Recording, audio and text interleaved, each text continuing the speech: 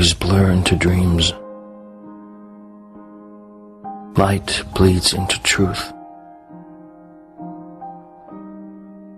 Everything unforgiven.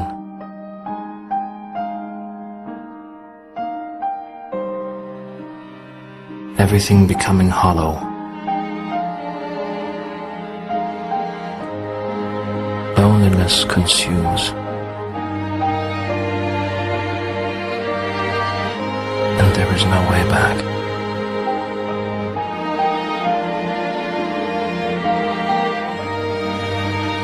The places you played.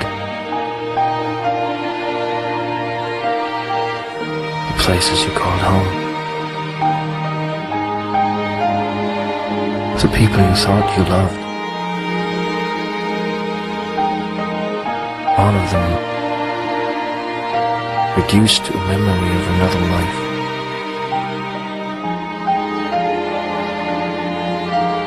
Life you never lived.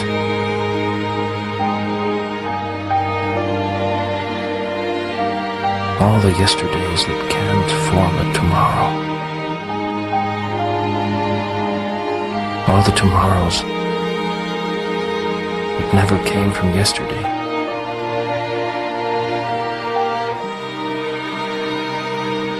A new beginning. Because forever is never forever.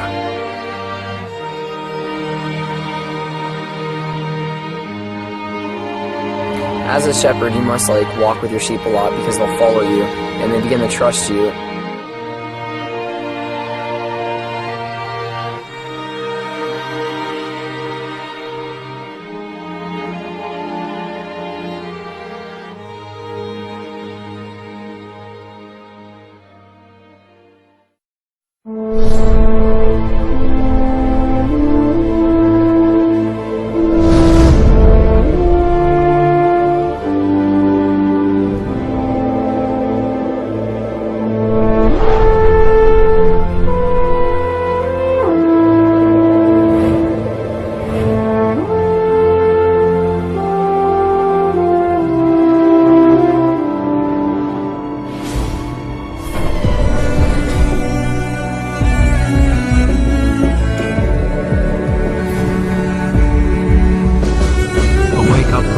Presentation.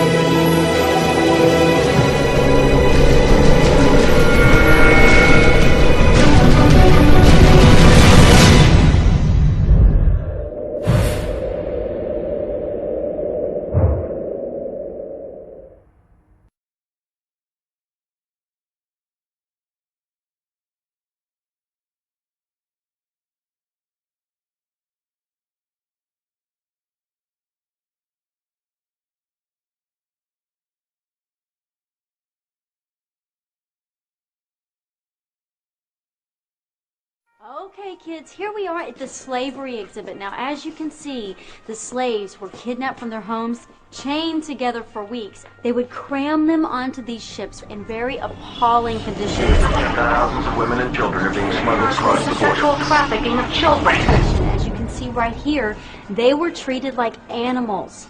They worked all day long for no pay. In sweatshops raided by police, children forced into slave labor. Some of the slave masters were very cruel. They whipped them and they beat them, as you can see in some of these pictures. Well, brutal, even fatal. So, before moving on, are there any questions? Does this still happen today?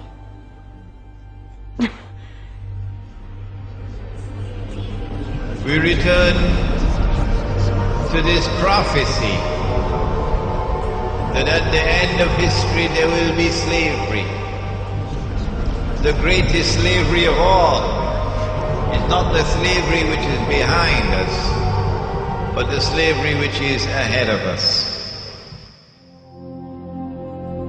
Can you tell which of these children was not born free? Can you tell which of these children was not born equal? Can you tell which of these children does not deserve to be treated with dignity?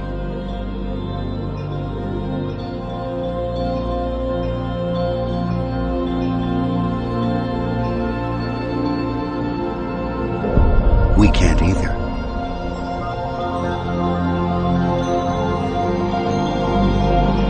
What they're doing. Let's bear in mind, we are all equal. If we are all equal, who has the right to make any demands upon you? Who has the right to do anything to command you, demand you, put orders on you? Who has the power? No one.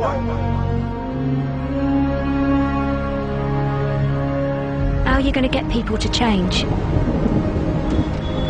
Small acts of defiance, he says. I'm like, what do you mean by that? Never make a scene. Just left him. Said that I didn't want to be part of his revolution. That I didn't want to see him again. But he phones me. Tells me he misses me and wants to see me. So I do. I see him again. I got him all wrong. Because what he's doing isn't bad. You have to look at the bigger picture. What's good for everyone.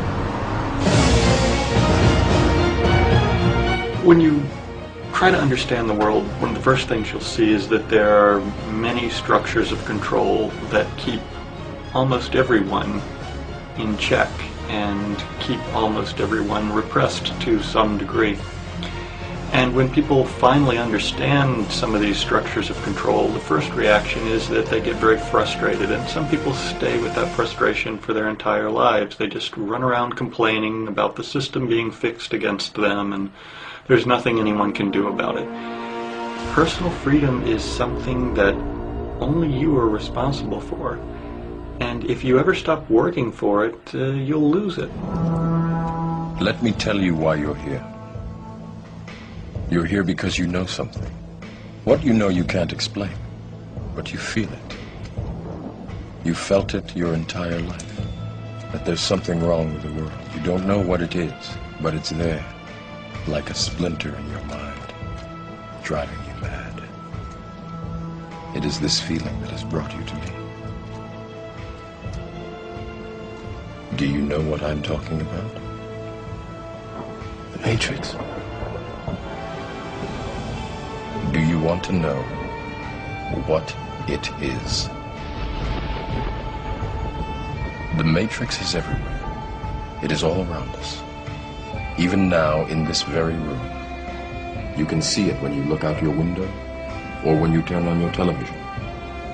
You can feel it when you go to work, when you go to church, when you pay your taxes. It is the world that has been pulled over your eyes to blind you from the truth. What truth? That you are a slave, Neo. Like everyone else, you were born into bondage, born into a prison that you cannot smell or taste or touch. A prison for your mind.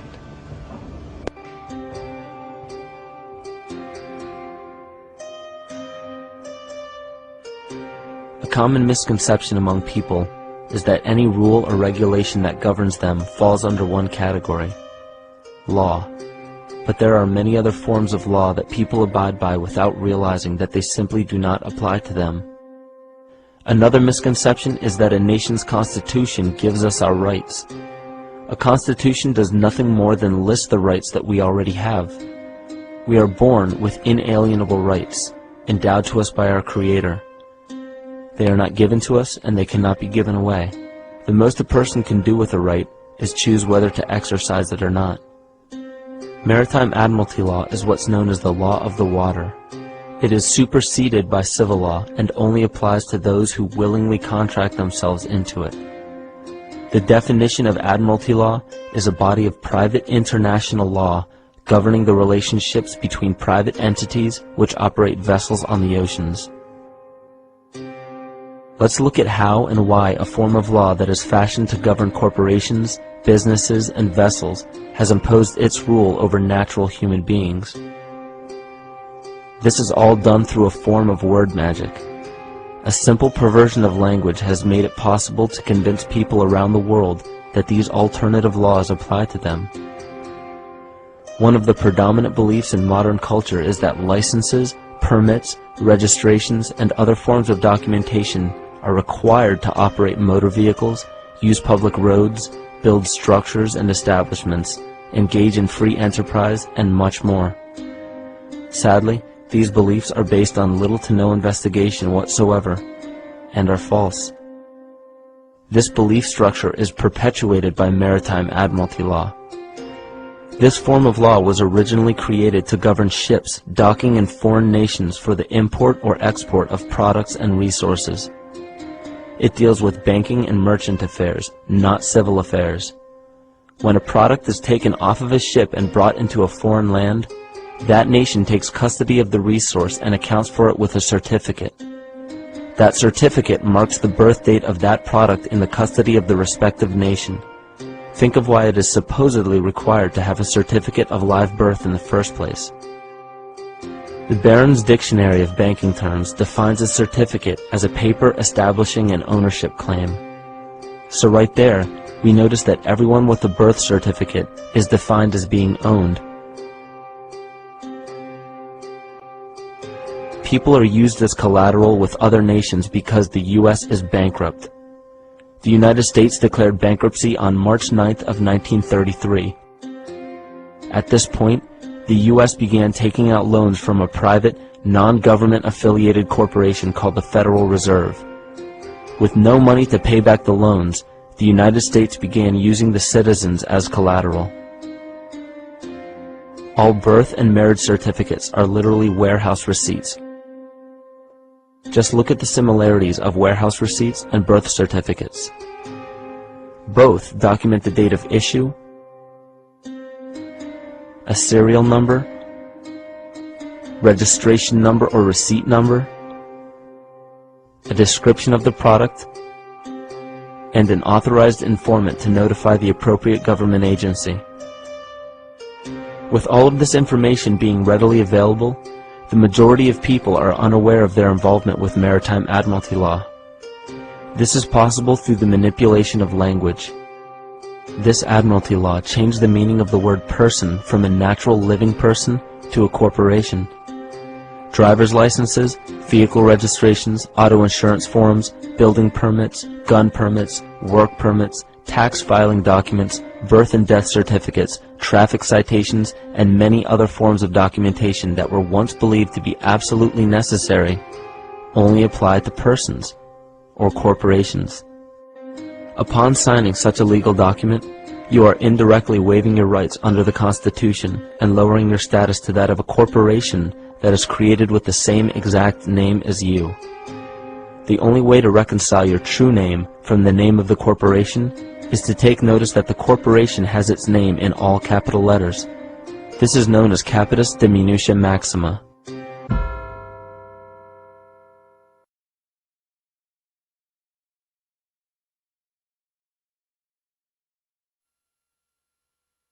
There are two kinds of law on the earth, as I've said. One is called civil law, which is the law of the land, and one is called maritime admiralty, which is called the law of water. The maritime admiralty is banking law, and the law on the maritime admiralty says that you, because you came out of your mother's water, are a maritime admiralty product. This is why the ship is sitting in its berth and is tied to the dock, and the captain has to give a certificate of manifest to the port authorities, because money is changing hands. This is why when you were born, you have to have a birth certificate. You are a maritime admiralty product. And therefore your birth certificate is signed by your mother, and where your mother signed on the birth certificate, get it, you will see it does not say parent or mother, it says informant. Your mother was informing the bank that she has just produced another product to be bought and sold. England, the British Crown, through international banking, owns your physical body, and that's the law. And if you could get your original birth certificate back, you would find that on the back of the birth certificate are all the banks around the world. All over the world, banks have used your birth certificate because you are a stock in a maritime admiralty banking scheme where you make money for banks. Consequently, the corporation and government and people who want to control you, they create a second you, and that second you that they control, that they created, is all capital letters. Check it out.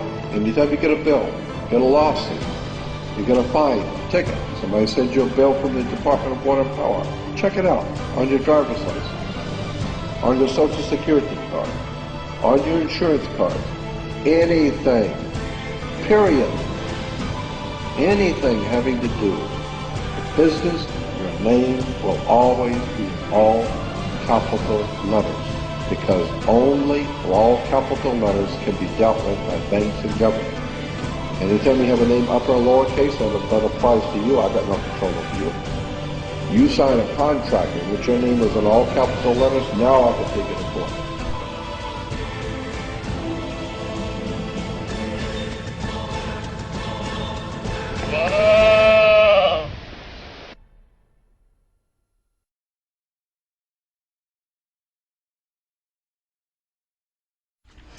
Who owns the rain? Turns out, not you.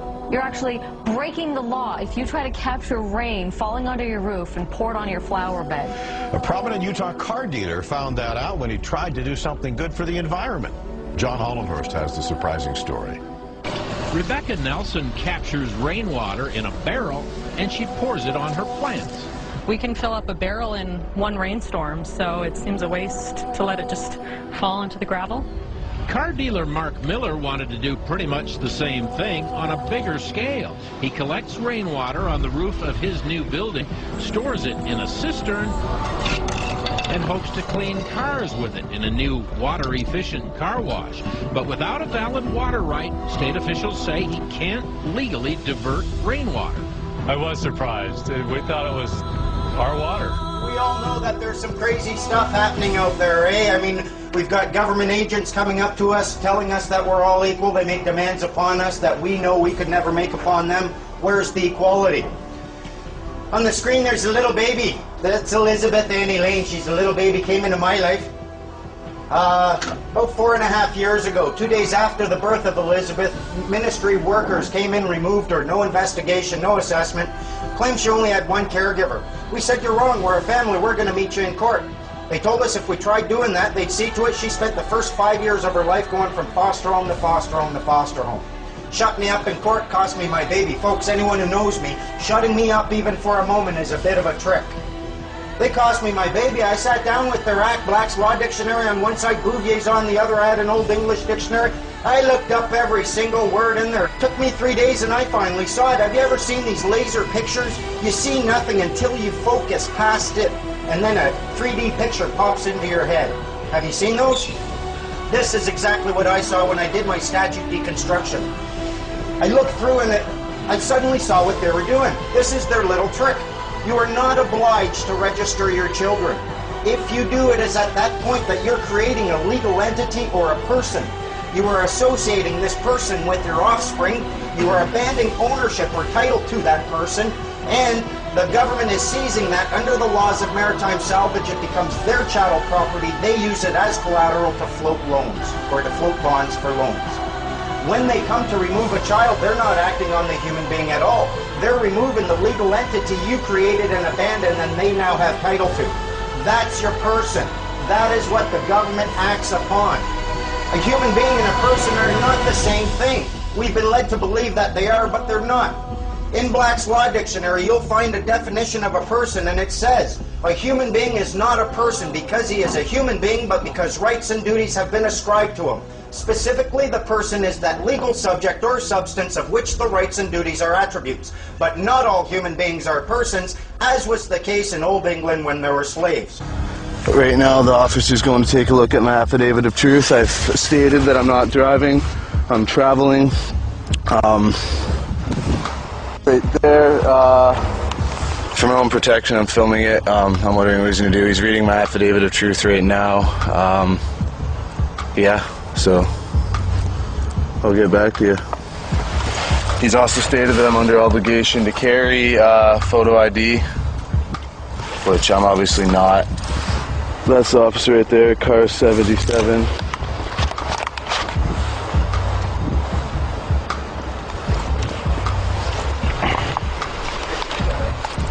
So, hopefully, yeah.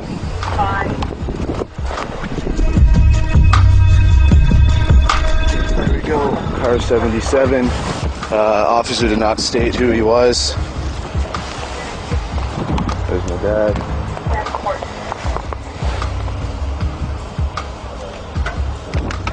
Can you hold that? I don't have gloves.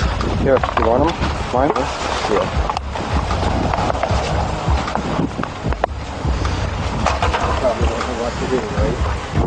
There's another police officer showing up.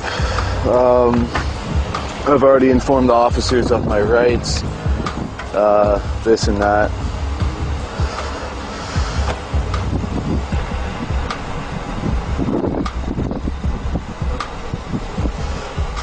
Cold.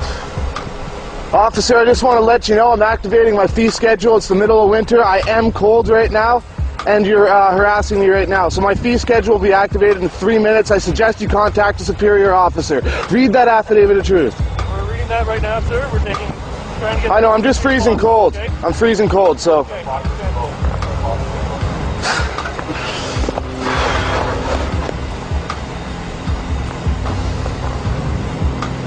So, summed up, I've been pulled over. I guess the cops saw me right there.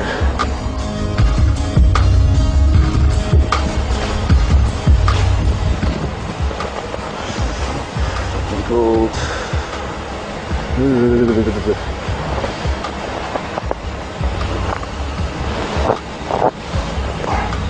Here, hold that. I'm not trying to be a dick. I'm trying to inform you. You're giving us a lot of stuff to review. I don't care enough to bill the guy. He has no idea what's going on. Well, look at that. Like the one, at least they didn't have a handcuffed you. I know. That one guy was using. For the record, I also informed the officer I was operating under protest and duress. Hey, all those documents come back.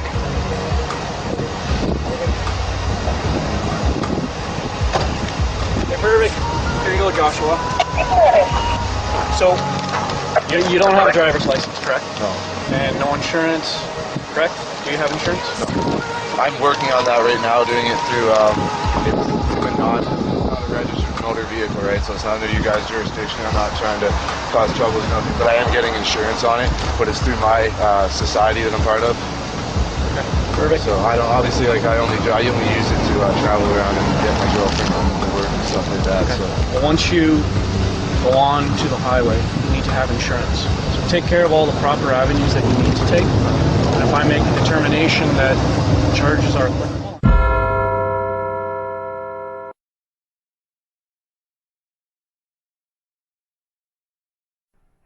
Well, there was a bankruptcy in 1933, which was the real reason why they created the Great Depression of 29. To get people to beg for social insurance. Now, here in Canada, we call it social insurance. In the United States, they fought revolutionary wars and they fought civil wars, and they understood that security was a better word. It sounded better to the Americans, and so to sell it to the Americans, they called it social security. But they themselves call it social insurance, and that's what it is. Okay, so now having said that, I'll go back to this document, which you can get from the freedompool.org online. And this was a meeting. Okay, this is what House said. Very soon, every American will be required to register their biological property. That's the birth certificate. They will be required to register their biological property in a national system designed to keep track of the people and that will operate under the ancient system of pledging. By such methodology, we can compel people to submit to our agenda, which will affect our security as a chargeback for our fiat paper currency. Every American will be forced to register or suffer not being able to work and earn a living, the sin. They will be our chattel. That means slaves, it means collateral. You're secured as collateral. They will be our chattel, and we will hold the security interest over them forever. By operation of the law merchant under the scheme of secured transactions, Americans, by unknowingly or unwittingly delivering the bills of lading to us, will be rendered bankrupt and insolvent, forever to remain economic slaves through taxation, secured by their pledges, the birth certificate. They will be stripped of their rights and given a commercial value designed to make us profit, and they will be none the wiser. For not one man in a million could ever figure out our plans. And if by accident one or two would figure it out, we have in our arsenal plausible deniability. After all, this is the only logical way to fund government, by floating liens and debt to the registrants in the form of benefits and privileges. This will inevitably reap us huge profits beyond our wildest expectations and leave every American a contributor to this fraud, which we will call social insurance. Without realizing it, every American will insure us for any loss we may incur in this manner. Every American will unknowingly be our servant, however begrudgingly. The people will become helpless, and without any hope for their redemption, we will employ the high office of the president of our dummy corporation to foment this plot against America.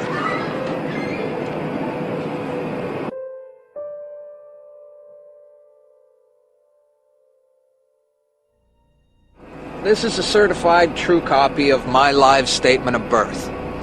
You can get this by applying for it at the Registrar General.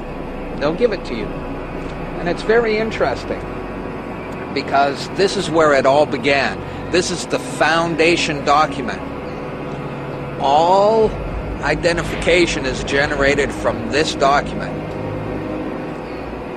And so if the foundation document is no good, anything that's made from it is no good. That means driver's licenses, health cards, everything. Now what they did here, this is exactly what he meant when he said, soon every American will be required to register their biological property. Now your parents didn't realize what they were doing when they filled this out, and these didn't exist before 1933. Birth records were recorded in scripture. And these only came into being in 1933 when they hatched this plan. They created a corporate fiction with a name just like yours.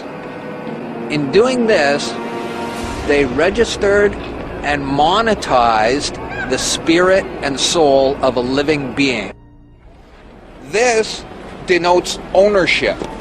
And when your parents were tricked into filling this out, they allowed your spirit and your soul to be monetized. And futures were sold on you. Spirit and soul. Now, this is my birth certificate. This is actually a share. See this red number? This A, I'm born in Canada, this is a Class A share. Now, this is called a CUSP number. And all securities require a CUSP number. And that's what this is. And you are held as collateral to secure the debt, which our government owes to international bankers. So you and me and all these people here are actually collateral. And we don't even own our lives. We are chattel. And we believe we're free. I made an application to the Registrar General, and I got my original social insurance application. Now, before they sent it to me, they put a little piece of paper over this before they photocopied it, because my friend has his, and they didn't block this out, and when you hold it up, you see Bank of Canada. It is said that the best slaves are the ones who don't know that they're enslaved, and we all have invisible chains on us, and we don't know it. What truth? That you are a slave, Neo. Like everyone else, you were born into bondage, born into a prison that you cannot smell or taste or touch. A prison for your mind. We're talking about big bucks. We're not talking about hundreds of millions or even hundreds of billions now. We're talking about trillions of dollars. The obligation is immeasurable. Nobody can measure it. This door's wide open now. It's gonna happen, whether you like it or not. Do you notice that they have the same amount of ink on them? Do you notice that they're made out of the same virtually worthless stuff? It's paper. Did you get it? It's paper.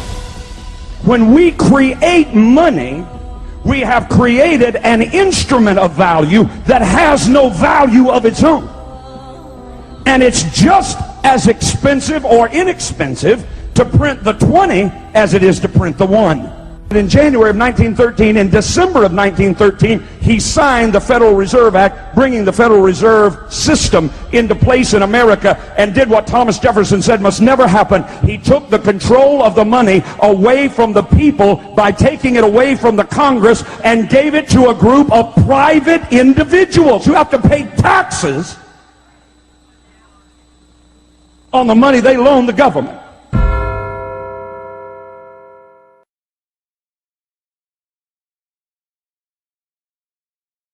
The thinkers, the artists, the scientists, the inventors stood alone against the men of their time. Every new thought was opposed, every new invention was denounced.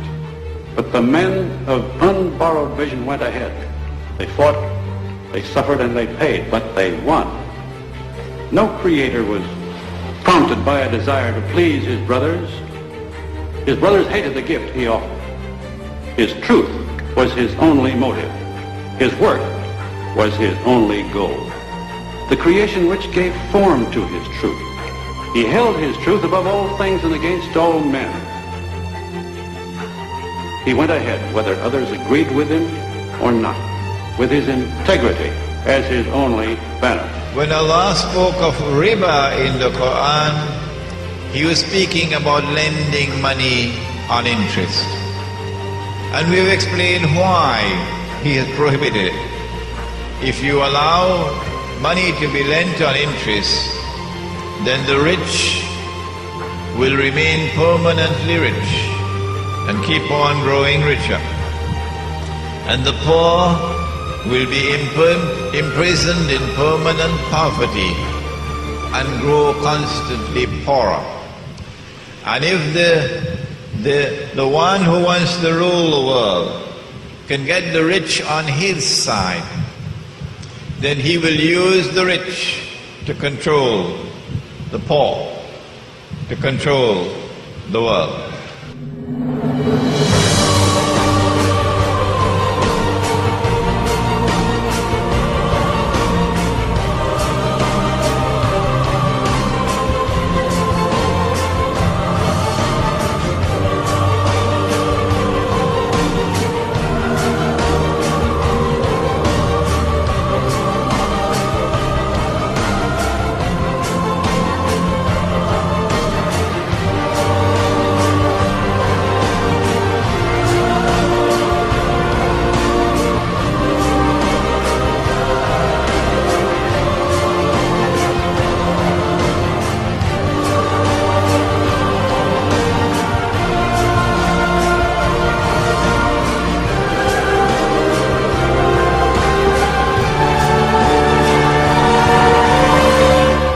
Remember Live Aid in 1985, that symbol of concern and generosity?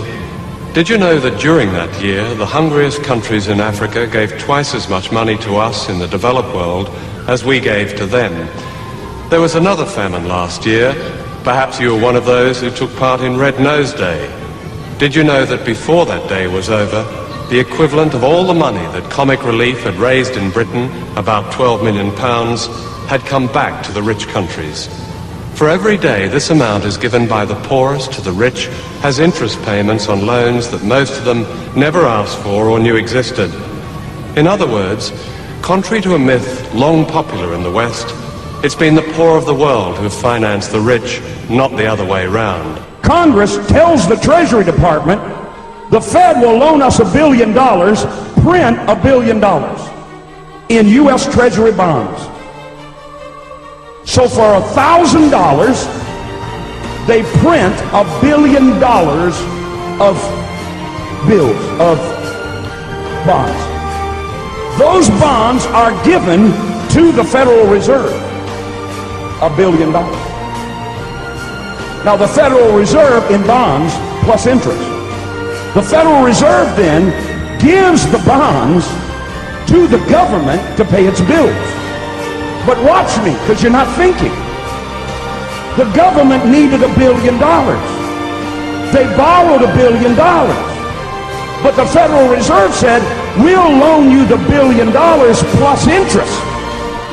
But it only prints the $1 billion.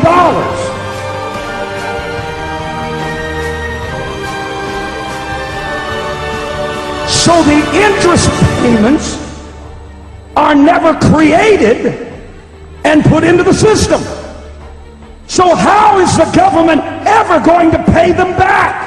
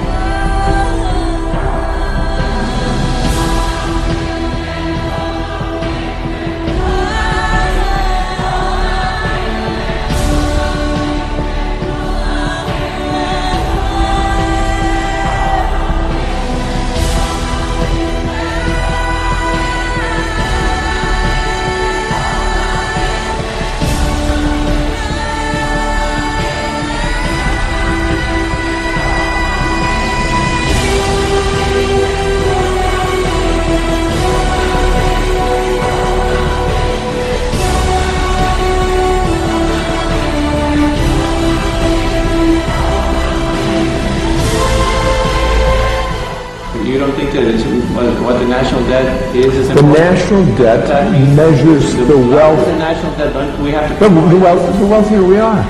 The larger the national debt, it's an indication of the wealth of the country. You're right. So the more you owe, the more you're worth. I'll say it slowly, okay? That here. Can you explain to the viewers look, Jan, come on, get real. Jan, get real. I can't explain. If you shut up, Jan, I think this interview's come to an end. Someday, when you shut up and you want to talk about something, let's talk about this. Thank you. No, stop. We're done. Get out of here. Let's just change the subject. We don't talk about something else. Listen, you get the fuck out of here. I'll throw you out the window. Out.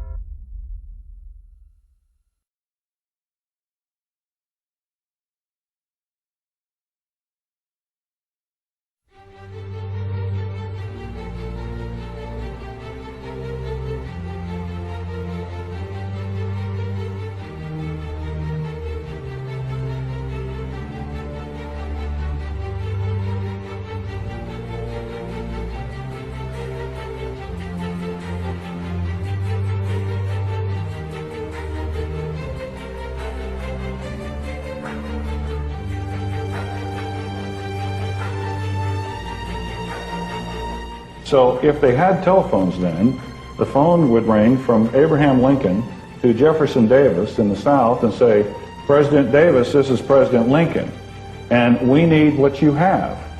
And President Davis says, ain't our problem, it's your problem. Well, it's your problem now because we're going to come and get you. And we're going to take everything you have, and we're going to call it the Civil War and say it's over slavery. Well, it's a well-known fact the governor of Maine had 65 slaves. So it wasn't over slavery. It wasn't slavery. I mean, that's a nice history thing, but that's just another rewrite of history. But it was a commerce issue. It was commerce. It's always about money. In that context, Lincoln then suspended the Constitution of the United States in 1861, and the Civil War was declared. Now, with that suspension comes in what we now know as executive orders. If you trace back executive orders, the first one was written in 1861.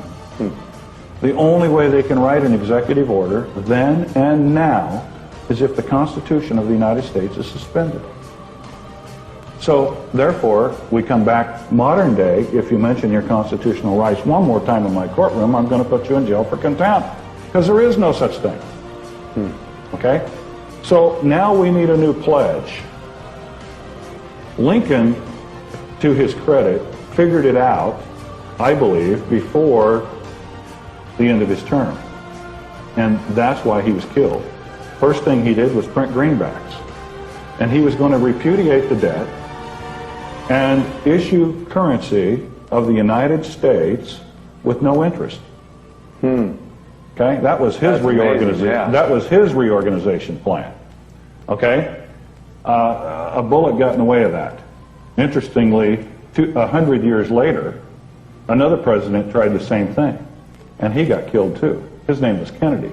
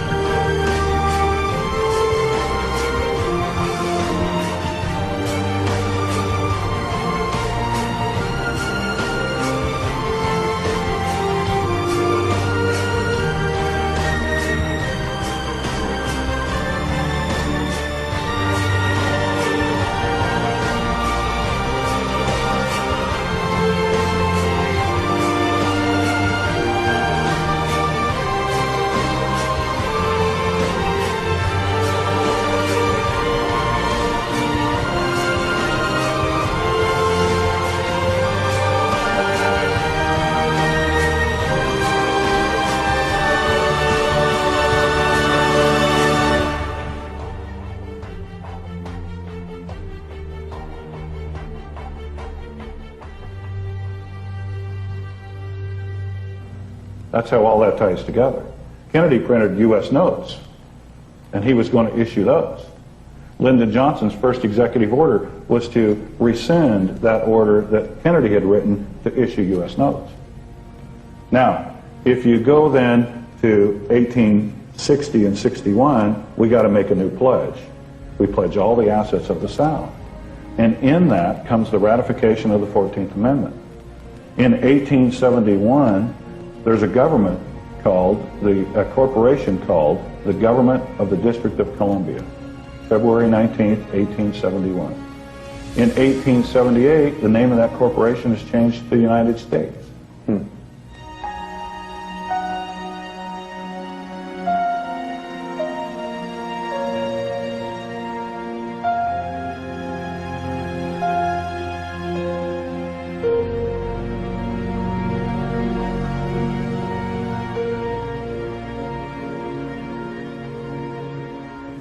Now the 14th Amendment is here.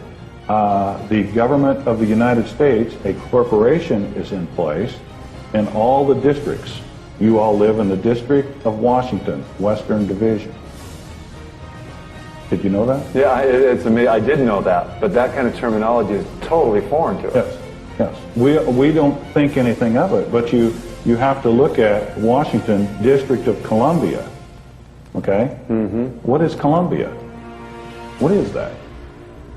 Anyway, to get back to our bankruptcy story. Yeah, that is a good question. What is that? They pledge all the assets of the South. All the gold, all the agriculture, Everything. The South was paid for. They had everything. The North was bankrupt because that was where all the industry was. There was nobody, it was cold, there's no money, the bankers are squeezing them. So you go into bankruptcy again, you pledge all the assets of the South, and now you jump forward to September 17th, 1929. 45 days before October 29th, 1929. When everybody knows what happens then, the stock market crashes. Roosevelt gets elected in 1932, and the first thing he does for the first approximately 100 days is rewrite everything in this country. He stacks the Supreme Court to back every decision he makes as constitutional, but there's a problem. There's got to be another pledge made because we're still in reorganization. Now, if they've pledged the South, and in 1929 they recaptured all the land because all the farmers went bankrupt, and the banks held all the paper, what is there left to pledge? The only thing left is the people, is the people, is the people, is the people, is the people, is the people. Why do they hate us? They hate what they see right here in this chamber. A democratically elected government. Their leaders are self-appointed. They hate our freedoms. Why the international terrorist movement hates us so much. Many argue that they hate us for our policies. It is my judgment that they don't hate us for what we do, but they hate us for what we are. We are open, tolerant, accepting of others, and this is diametrically opposed to what the fanatic terrorists believe in. They reject our respect for life, for individual rights. They reject our conception of personal choice in the way we dress and the way we educate our children, in our choice of music and art, choices I should say. It's a completely different world outlook. And therefore you're absolutely right when they say that they hate the West, not for what it does, but for what it is. It is. We are a target because of who we are and how we live. Our society, our diversity, and our values. Values such as freedom, democracy, and the rule of law.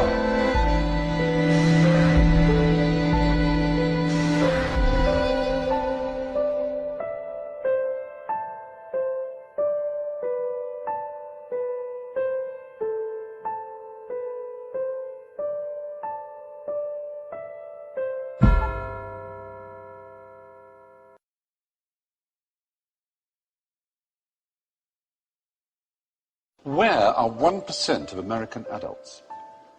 Oh, I imagine we could find out, couldn't we? We could use Google Earth, because some of them are quite big. There's one. He's got his own postcode. 1% of the population, which is, what's the population? It's about 300 million, isn't it? So you're talking about between 2.5 and 3 million, say? Jail. Yes. G for jail. English spelling of jail, of course, but it is G for jail. Really, that many people? 3 million people are locked up. Well, 2.3, which is 1 in every 99.1 adults. All of those guys there are innocent as well, because they all were arrested for having switchblades, but they've all only got one arm. Well spotted.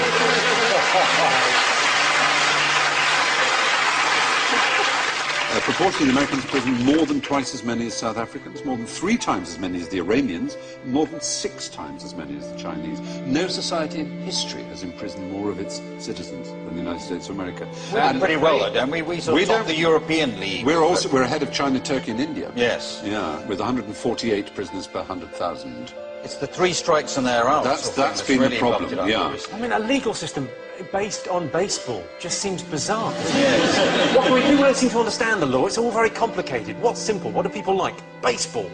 Right then. Here's the rule. 3 strikes and you're out. Yeah. Mental. What it means is if the first 2 strikes, the first 2 crimes you're convicted of are serious enough, the third one, no matter how trivial, will get a life sentence, 25 years or more. So, for example, Leandro Andrade is serving 2 consecutive 25-year terms for shoplifting 9 videotapes. Or... It took 9? Yes. Kevin Webber, 26 years for stealing 4 chocolate chip cookies. It's astonishing. It's really stupid, isn't it? Because if you know you're on this sort of deal... Yes. Yeah. Take 5. Yes. That is Do another murder. Do a bank job. There's no point. There's no point doing anything trivial. If No, you're I know. going to get caught. It is a bit bonkers. But the racial numbers are a bit worrying. And the gender numbers, it's 1 in 30 men aged 20 to 34 is behind bars. But for black males, that's 1 in 9. 1 in 9. There are more 17-year-old black people in jail than in college. So 5% of the world are American, 25% of all prisoners Isn't the real are American. controversy with this the business end of it? Well, that's true. It's also, as you say, right, so it is a business. Because it's not just license plate, they make loads of stuff. Well, one of the things I should have said when talking about contraband is that you're not allowed to bring into America anything that's been made by forced labour or prisoners. But in America, you could almost say, if you were so minded, that they've reinvented the slave trade. They produce, for example, 100% of all military helmets, ammunition belts, bulletproof vests, ID tags and other items uniform, 93% of domestically produced paints, 36% of home appliances, 21% of office furniture, which allows the United States to compete with factories in Mexico because, of course, obviously the workers can't refuse to work for 25 cents an hour. I'd very much like to say something hilarious, but something must be done. It is. It's just a bit more question-timey to say. It is a bit amazing, isn't it? Yeah. It's extraordinary. Yeah. It's slavery by the back door. Exactly, isn't it? Plenty for you to work. You get solitary confinement if you refuse to work. Yeah, more than 1 in 100 American adults are in jail.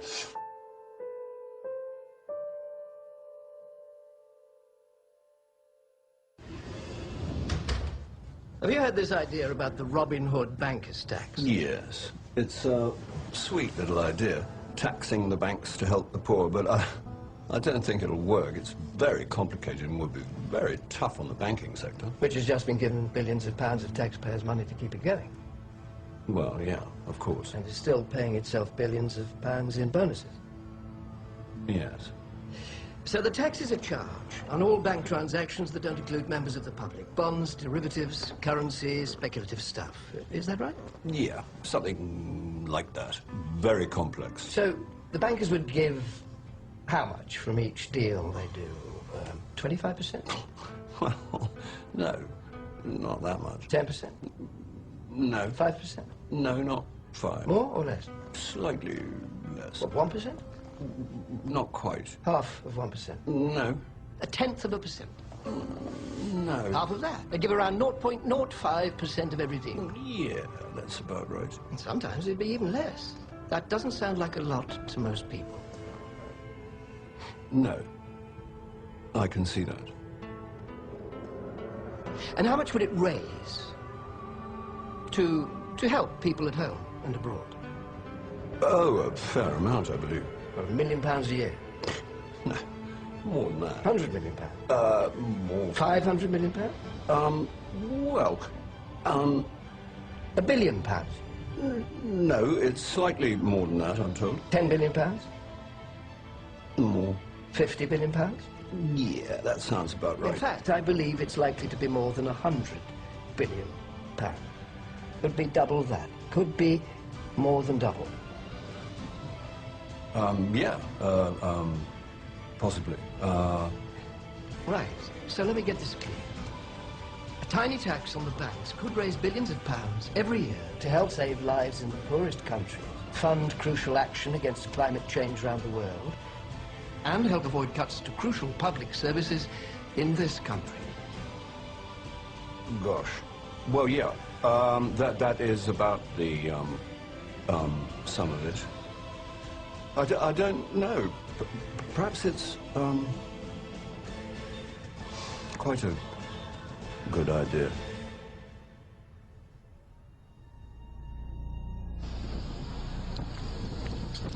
Okay, this is a moment in history. We are here with Sam Capilano and from the Squamish Nation in a red jacket, and we're placing what's called a permanent eviction notice to the courthouse. The red jacket is from Turtle Island. Sam Capilano is the Squamish Nation. The permanent eviction notice is placed here because the Queen and the bankers are trespassing on his sovereign territory. This is tax-free territory. This is sovereign. Capilano, you've got some words to say here? This is part of the Squamish Nation. It has been. My grandfather told me that when they first came, they separated, divide and conquer with the idea. Now this is known as another nation, but I know it's our land, so I'm not afraid to stand up anywhere and tell anybody. Red Jacket, you got a few words? Yeah, I'm Red Jacket. I'd like to tell the people that for 537 years since the two-row wampum belt was put in place, it was total destruction. And if we don't correct these here alterations that our judges in the justice system, so-called justice system, I never heard such a farce in my whole life. 60 years from now, this here Earth, there's no changing back. It'll go into another Mars. Total destruction. Don't the judges understand this, or they sleep? Who taught them? What university taught them? Where do they get their education? Don't they know they're on death row? We just finished entering and going through a procedure at the Richmond Provincial Court.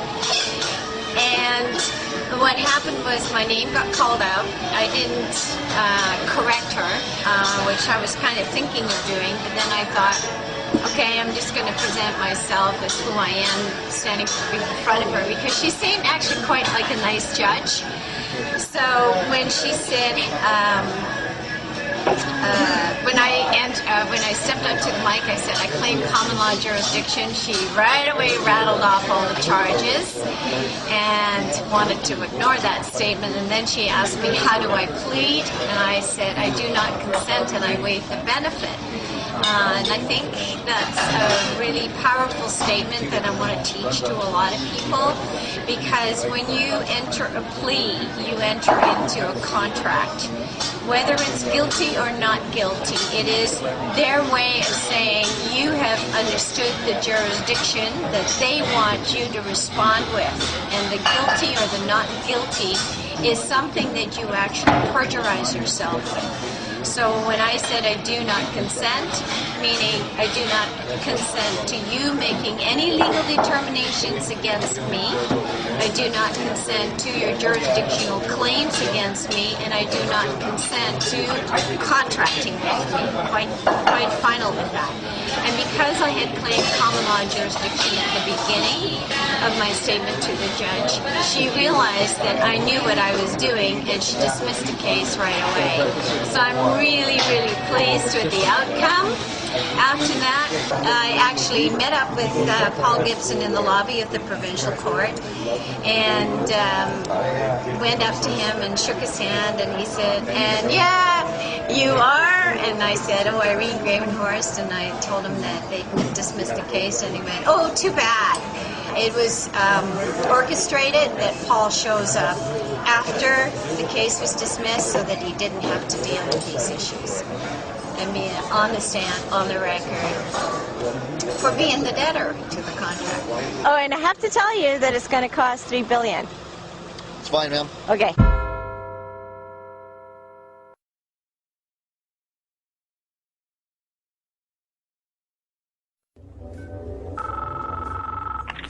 I know you're out there. I can feel you now. I know that you're afraid. You're afraid of us. You're afraid of change. I don't know the future. I didn't come here to tell you how this is going to end. I came here to tell you how it's going to begin. I'm going to hang up this phone, and then I'm going to show these people what you don't want them to see. I'm going to show them a world without you. A world without rules and controls, without borders or boundaries. A world where anything is possible. Where we go from there is a choice I leave to you.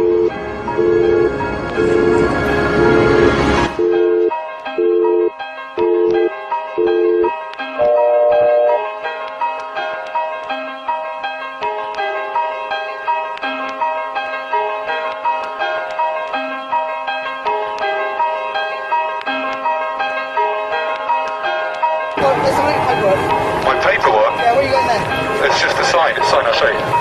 It's an arrow, and it's actually telling you that you have to move to the left. Ladies, this is the love police. We will be checking you all for smiles in a second. I suggest you put your megaphones down and stop protesting, please. You're suggesting that I put my megaphone down and stop protesting. Now. I am not protesting. I am just speaking through a megaphone, and what I do is give people like you hugs. What you need is a hug. You do need a hug. Who would like me to give him a hug? Say yes. Yeah! Keep it calm. Yes, sir. Keep it calm. Keep it calm. Ladies and gentlemen, please lower your adrenaline levels. This is a love and compassion, a presentation by the Love Police. Ladies and gentlemen, this is a message from the Ministry for Health Propaganda and Swine Flu Information. Swine flu is incredibly dangerous, and it is now transmittable through eye contact or smiling at people. Stay miserable. Keep reading newspapers. Keep watching mainstream media on the TV. You are not a unique and beautiful snowflake. You are a consumer. Go back to sleep. Your government is in control. Thinking is boring. Thinking is hard work, and it's not worth the energy. So, if you ever get tempted to think to yourself, quickly distract yourself. Buy a newspaper. Watch television. I prefer not to think about reality. I like to stay infantile and read about fashionable things in Hollywood and Lindsay Lohan and her girlfriend who she broke up with, because these are the important things. Thank you for choosing to work in a corporate zone, eat corporate food, drink in a corporate bar, and invest money in arms trade. You do not need to worry or have an opinion about killing people because the mainstream media is doing it for you. So go back to sleep, earn your nice salary, everything is fine. You are just a flesh and bone human being. There's nothing more to life. Have another beer and carry on. Ladies and gentlemen, you do look quite relaxed. This is not what's meant to be. You should be worried. Statistically speaking, the person next to you is either a terrorist or has swine flu. So please, stop looking so happy and relaxed and move quickly to your next shopping experience. You are wasting shopping time by standing here, madam. Okay, have you got any problem with me just taking a few details? Yes, I do. I do not wish to give my details. Do not wish to give your details? Yeah, I just politely decline. You politely decline, just because we've had a chat? Yeah. You don't want to give me any of your details? Oh, no, it's a matter of principle. I answer only to the absolutes. You enjoy, I would say, making a nuisance of yourself. But the truth is, to speak out against lies and murder, it fills me with joy. It makes me feel closer to my fellow man. The fact that someone has a bit of sanity to come out here and just cut through the BS, it just makes me feel really alive to have no fear, to be full of love, to spread my message, which I believe is a message of good. You are not divine beings. What you are consumers. Please, consume until we have no planet left to consume. What you need to do is buy things that you don't need. That's the best way to support the economy. Smiling is bad for the economy. Please do not smile, sir. Wipe that off your face. We feel that in the very near future, the state, as in the government and the private banks which run the state, are going to ask you guys, normal human beings who are normal family people outside the uniform, to control us. They're going to use slaves to control other slaves, because we're all slaves in the livestock management program. Ladies and gentlemen, this is a lesson in absolute reality.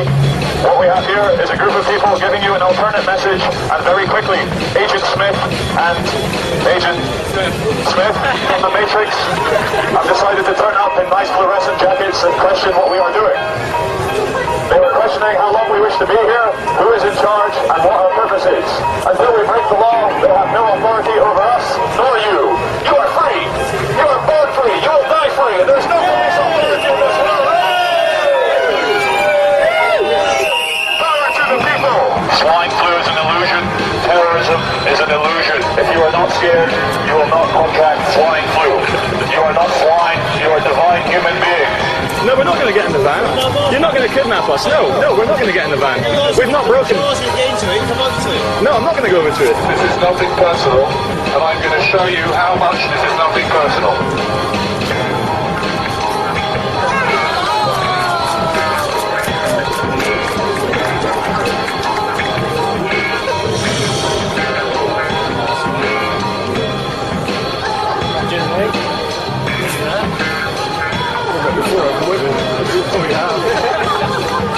and gentlemen, the true thing is, I know we're creating a scene, but creating a scene is not illegal.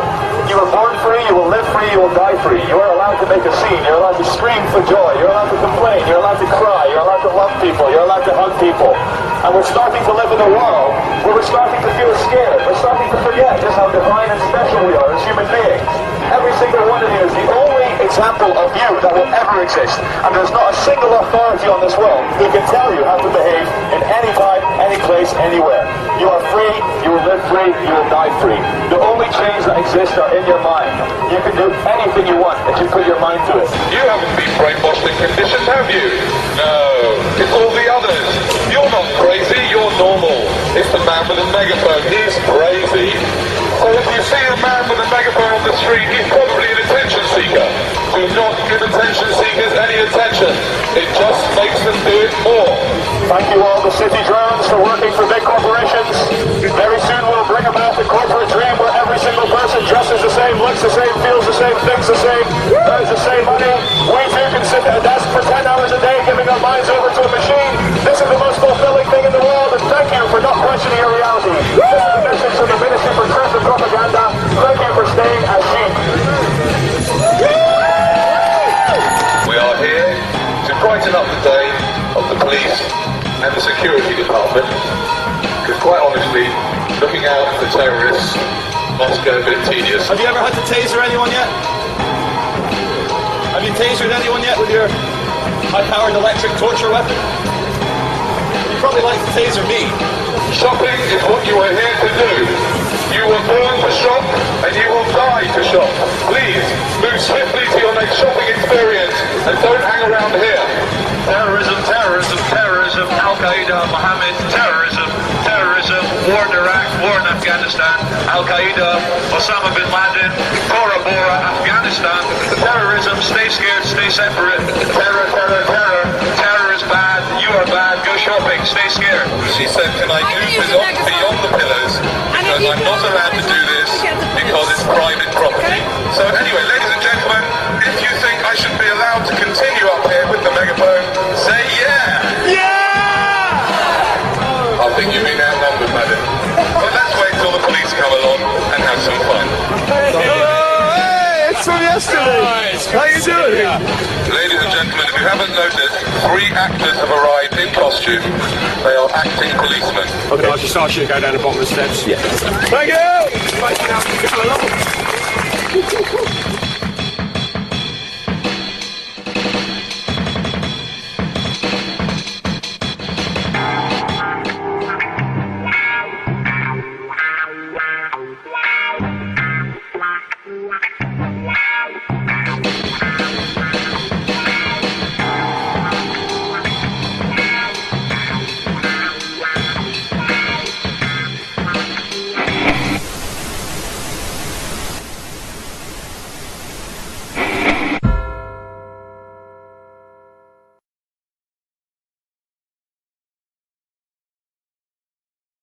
Where are 1% of American adults?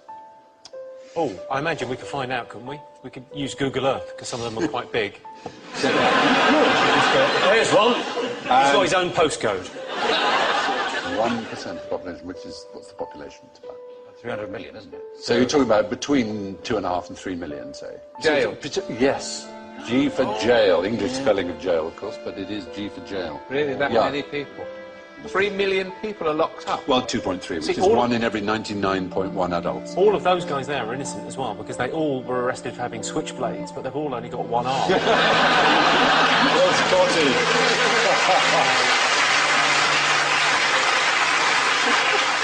Proportionally, Americans prison more than twice as many as South Africans, more than 3 times as many as the Iranians, more than 6 times as many as the Chinese. No society in history has imprisoned more of its citizens than the United States of America. We're doing pretty well, though, don't we? We sort of top the European league. We're ahead of China, Turkey, and India. Yes. Yeah, with 148 prisoners per 100,000. It's the 3 strikes and they're out. That's been really the problem. Yeah. I mean, a legal system based on baseball just seems bizarre. Yes. What can we do? We don't seem to understand the law. It's all very complicated. What's simple? What do people like? Baseball. Right then. Here's the rule. 3 strikes and you're out. Yeah. Mental. What it means is if the first 2 strikes, the first 2 crimes you're convicted of are serious enough, the third one, no matter how trivial, will get a life sentence, 25 years or more. So, for example, Leandro Andrade is serving 2 consecutive 25-year terms for shoplifting 9 videotapes. Or... He took 9? Yes. Kevin Webber, 26 years for stealing 4 chocolate chip cookies. It's astonishing. It's really stupid, isn't it? Because if you know you're on this sort of deal... Yes. Yeah. Take 5. Yes, yes. That is the idea, obviously. Do another murder. Do a bank job. There's no point... There's no point doing anything trivial. No, I know. Get caught. It is a bit bonkers. But the racial numbers are a bit worrying. And the gender numbers, it's 1 in 13 men aged 20 to 34 is behind bars. But for black males, that's 1 in 9. 1 in 9. There are more 17-year-old black people in jail than in college. So 5% of the world are American, 25% of all prisoners Isn't the real are American. controversy with this the business end of it? Well, that's true. It's also, as you say, right, so it is a business. Because it's not just license plate, they make loads of stuff. Well, one of the things I should have said when talking about contraband is that you're not allowed to bring into America anything that's been made by forced labour or prisoners. But in America, you could almost say, if you were so minded, that they've reinvented the slave trade. They produce, for example, 100% of all military helmets, ammunition belts, bulletproof vests, ID tags and other items uniform, 93% of domestically produced paints, 36% of home appliances, 21% of office furniture, which allows the United States to compete with factories in Mexico because, of course, obviously the workers can't refuse to work for 25 cents an hour. I very much like to say something hilarious, but something must be done. It is. It feels a bit more question-timey to say. It is a bit amazing, isn't it? Yeah, it's extraordinary. Yeah. It's slavery by the back door. Exactly, isn't it? Plenty for you to work. You get solitary confinement if you refuse to work. Yeah, more than 1 in 100 American adults are in jail.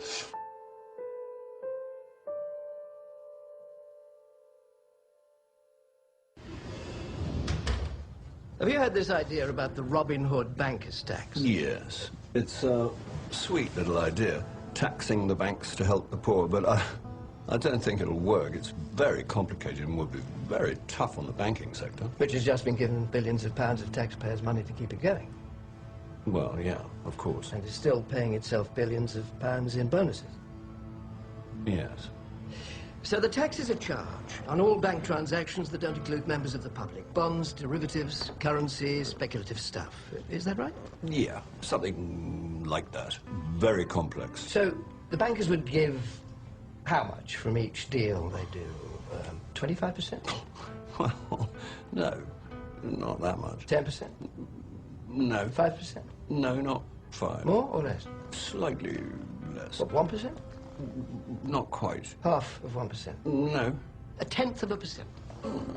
No. Half of that? They give around 0.05% of every deal? Yeah, that's about right. And sometimes it'd be even less. That doesn't sound like a lot to most people. No. I can see that. And how much would it raise to help people at home and abroad? Oh, a fair amount, I believe. £1 million a year? No, more than that. £100 million? More. £500 million? Well, £1 billion? No, it's slightly more than that, I'm told. £10 billion? More. £50 billion? Yeah, that sounds about right. In fact, I believe it's likely to be more than £100 billion. Could be double that. Could be more than double. Yeah, possibly. Right, so let me get this clear. A tiny tax on the banks could raise billions of pounds every year to help save lives in the poorest countries, fund crucial action against climate change around the world, and help avoid cuts to crucial public services in this country. Gosh. Well, yeah. That is about the, some of it. I don't know. Perhaps it's, quite a good idea.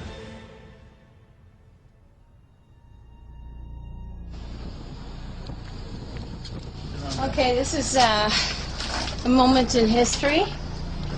We are here with Sam Capilano and from the Squamish Nation in a red jacket. and we're placing what's called a permanent eviction notice to the courthouse. Red Jacket is from Turtle Island. Sam Capilano was the Squamish Nation. The permanent eviction notice is placed here because the Queen and the bankers are trespassing on his sovereign territory. This is tax-free territory. This is sovereign. Capilano, you've got some words to say here?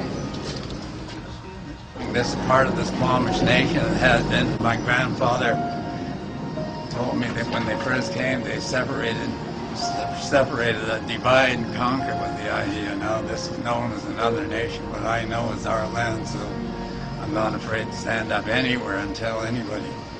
Red Jacket, you got a few words? Yeah, I'm Red Jacket. I'd like to tell the people that for 537 years since the two-row wampum belt was put in place, it was total destruction. And if we don't correct these here alterations that our judges in the justice system, so-called justice system, I never heard such a farce in my whole life. 60 years from now, this here earth, there's no changing back. It'll go into another Mars. Total destruction.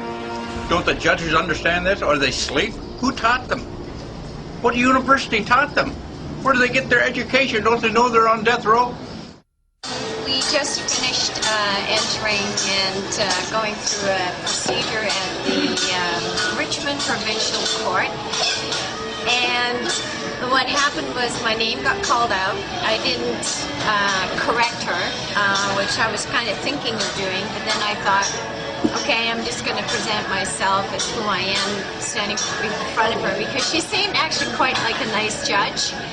So when she said, when I stepped up to the mic, I said I claim common law jurisdiction. She right away rattled off all the charges and wanted to ignore that statement. And then she asked me, how do I plead? And I said, I do not consent and I waive the benefit. And I think that's a really powerful statement that I want to teach to a lot of people, because when you enter a plea, you enter into a contract. Whether it's guilty or not guilty, it is their way of saying you have understood the jurisdiction that they want you to respond with. And the guilty or the not guilty is something that you actually perjurize yourself with. So when I said I do not consent, meaning I do not consent to you making any legal determinations against me, I do not consent to your jurisdictional claims against me, and I do not consent to contracting with me. Quite final with that. And because I had claimed common law jurisdiction at the beginning of my statement to the judge, she realized that I knew what I was doing, and she dismissed the case right away. So I'm really, really pleased with the outcome. After that, I actually met up with Paul Gibson in the lobby of the provincial court and went up to him and shook his hand, and he said, and yeah, you are? And I said, oh, Irene Gravenhorst, and I told him that they dismissed the case, and he went, oh, too bad.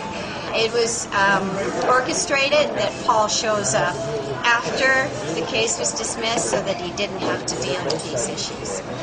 And being on the stand, on the record, for being the debtor to the contract. Oh, and I have to tell you that it's going to cost $3 billion. It's fine, ma'am. Okay.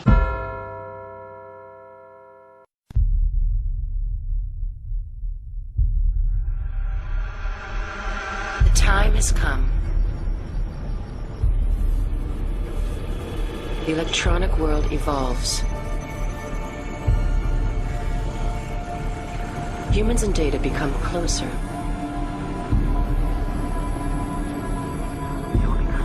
They will become one. Technology was supposed to make our lives easier. Instead, our lives grow more complicated. It was supposed to liberate us. Instead, it has enslaved us.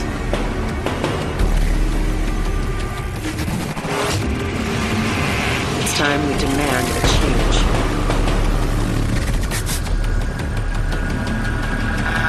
It's time for a revolution. It's not too late.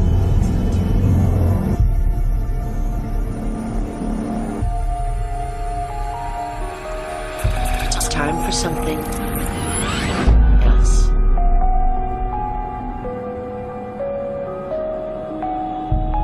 Join us.